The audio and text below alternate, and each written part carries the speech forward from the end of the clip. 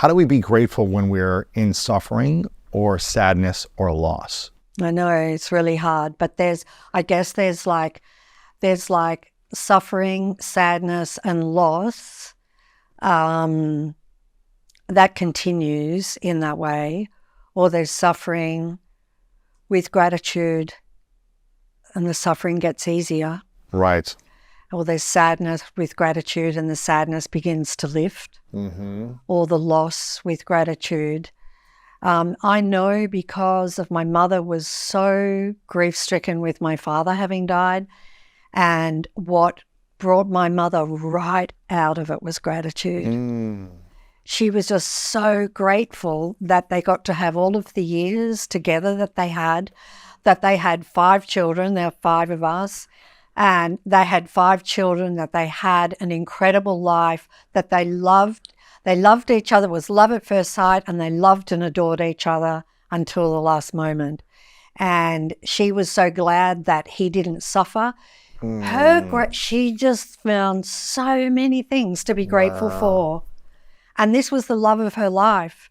But from doing that gratitude, she just lifted herself up and began to live a new life, So what happened was she reduced the pain, and the grief, because eventually it will lessen, but she just felt absolute love for everything. Wow. That I remember her saying to me, she's not alive now, but I remember her saying to me, I've had such a blessed life.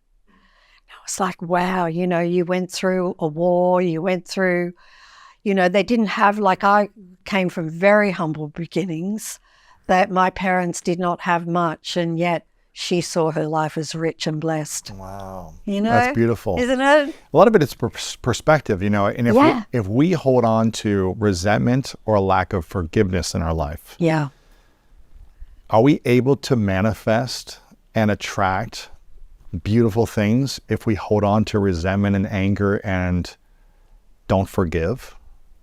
I think we can still, because we're attracting every day. So I think we can still attract things, but will those things bring us peace and happiness?